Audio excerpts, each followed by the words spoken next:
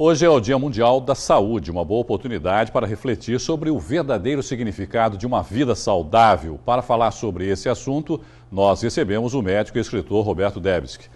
Roberto, boa noite, obrigado, por participar mais uma vez aqui com a gente. Eu queria começar perguntando para você qual é a melhor definição de vida saudável, Roberto. Boa noite, Irineu. Obrigado por estar novamente no seu programa. É interessante que é o Dia Mundial da Saúde, não das doenças. Então, realmente, a vida saudável é a gente trabalhar com a prevenção, promover a saúde, prevenir as doenças para não precisar depois apagar incêndios. Então, o segredo para uma vida saudável é o estilo de vida. O estilo de vida se compõe de uma série de fatores que é importante frisar, são totalmente relacionados ao nosso comportamento. Então, o que eu vou fazer? Vou fazer atividade física ou não? O que eu escolho comer ou não? Vou beber em excesso ou não? Fumar? Me intoxicar? Sim. Então isso é que é importante. Mas nesses tempos modernos, vamos combinar que é um pouco complicado isso, né, Roberto? Por exemplo, a alimentação. Todo mundo sabe que a gente tem que ter uma alimentação saudável.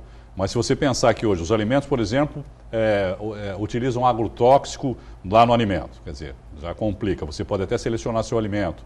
A poluição da cidade, o estresse, o corre-corre, essa vida moderna que nós temos hoje em dia. Quer dizer, como tentar minimizar esses efeitos que de alguma maneira não dá para a gente simplesmente falar assim, eu vou mudar e isso vai melhorar. Algumas coisas dá para mudar, outras não dá, né, Roberto? Então, aquilo que tiver ao nosso alcance, Irineu, a gente tem que fazer. Então, a questão do alimento que você falou, escolher alimentos. Hoje em dia a gente tem um acesso maior a alimentos orgânicos ou maneiras de lavar ou desinfetar esses alimentos, não é? Se eu vou fazer uma caminhada, uma atividade física, aprender a ter uma resiliência maior, que é você se tornar mais resistente ao estresse. Porque se a pessoa fala assim, não, só vou ficar bem quando não tiver nenhum problema, então a gente brinca. Então, não tem como, porque problemas todos nós temos, mas as escolhas conscientes que a gente faz em relação à alimentação, ao sedentarismo, a usar ou não drogas, álcool em excesso, ter um estilo de vida, aprender a se tornar mais forte emocionalmente, tudo isso com certeza interfere positivamente ou negativamente na saúde que a gente vai ter. Tudo isso passa por uma mudança de hábito, não é, Roberto? Com certeza. Os hábitos, eu diria que são um ponto-chave. Porque antigamente se pensava que tudo era genético. Aí veio o estudo do genoma humano, em 1999, 2000, e descobrimos o quê? Que acima do genético, que tem a sua importância, vem o que chama epigenético, que é o comportamento. Eu sempre dou exemplo. Se você tem uma pessoa que vem de uma família com problemas de coração, de pressão alta, se essa pessoa for obesa, sedentária, tabagista, etilista, estressada, ela vai desenvolver esses problemas. Certamente sim, cedo. Se por outro lado ela se cuidar... Mesmo que não tivesse a genética, ia acabar desenvolvendo. Então, mas com a genética pior, porque todos nós temos uma predisposição genética a algum ou alguns tipos de doença. Isso vem da nossa família, do nosso sistema. Se eu escolher um estilo de vida saudável ou doentio, é que vai fazer a diferença. Então, essa pessoa que se cuidar, ela talvez tenha uma pressão alta, porém com mais idade, com um índice mais baixo. Essa outra pessoa que escolher um estilo de vida totalmente doentio, ela vai adoecer mais cedo e de maneira mais grave. Nós falamos em mudanças de hábitos, mas também a gente pode falar em mudança de pensamentos, em mudar a maneira de pensar e encarar a vida também? Eu diria que o pensamento, o nosso emocional é a raiz de tudo, inclusive das escolhas e dos hábitos. Porque se nós temos nosso emocional equilibrado, temos uma boa resiliência, aprendemos a lidar bem, gerenciar o estresse, as emoções, a gente também vai fazer escolhas melhores na vida. Não vai precisar de derivativos, de drogas, de excesso de álcool, enfim.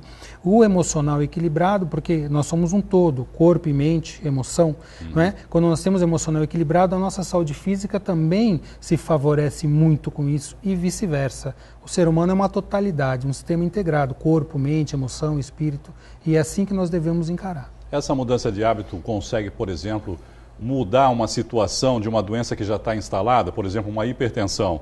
Ele mudando o hábito de vida, ele consegue, por exemplo, controlar essa hipertensão sem a necessidade de medicamentos? Isso depende muito da cronicidade. Se isso já é uma doença crônica, já é muito estabelecida, muitas vezes a gente vê o que na minha prática como médico, de consultório de clínica, se a pessoa vem com um quadro, por exemplo, você citou hipertensão, eu ensino ela a meditar, eu oriento a mudar a alimentação, acompanho numa mudança de atividade física, enfim, com o tempo ela vai diminuir provavelmente a necessidade do medicamento para hipertensão. Tá. Talvez possa parar ou não, depende da idade, depende da cronicidade da doença, mas é uma possibilidade também.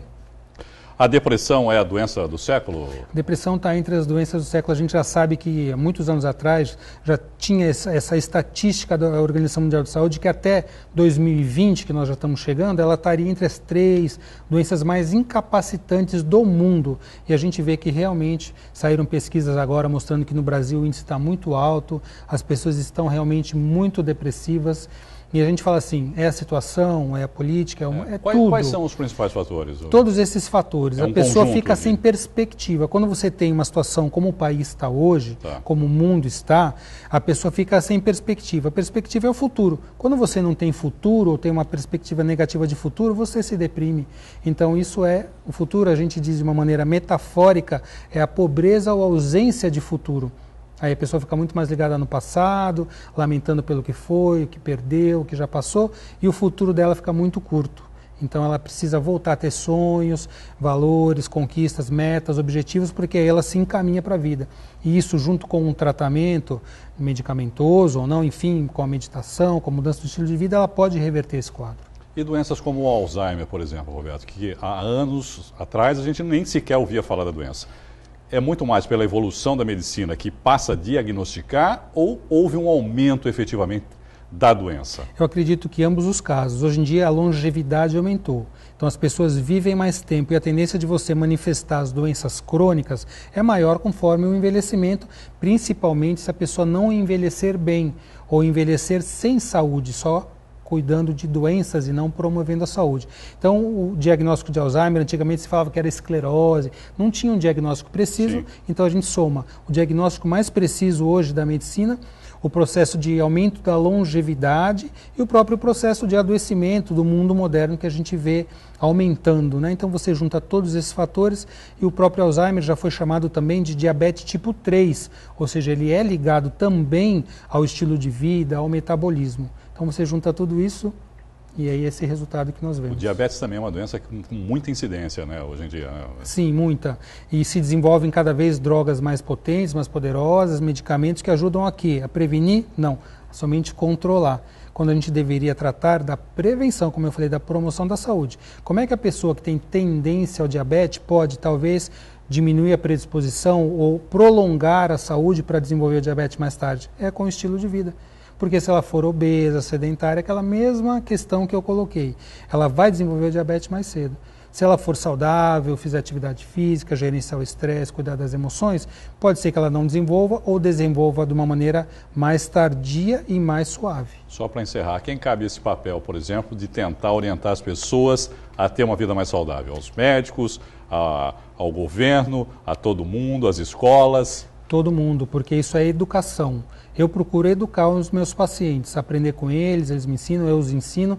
Eu acho que na escola isso já deveria ser abordado, porque se você trata de promoção... A gente vê muita obesidade infantil hoje em dia, por exemplo, né? E a gente acompanha... As crianças estão cada vez mais paradas, né, na verdade. Às vezes as escolas tentam mudar a alimentação na cantina por alimentos mais saudáveis, às vezes os próprios pais vão reclamar. Isso é cultural que vem da família. Exatamente. Já, né? Então a gente tem que mudar esses hábitos desde cedo, porque depois que a pessoa envelhece e adoece, você só vai trabalhar com o controle da doença, que já é muito necessário. Mas se a gente puder trabalhar com promoção da saúde e prevenção de doenças... A intenção é evitar chegar... Evitar chegar, é muito mais inteligente, né? Claro, com certeza.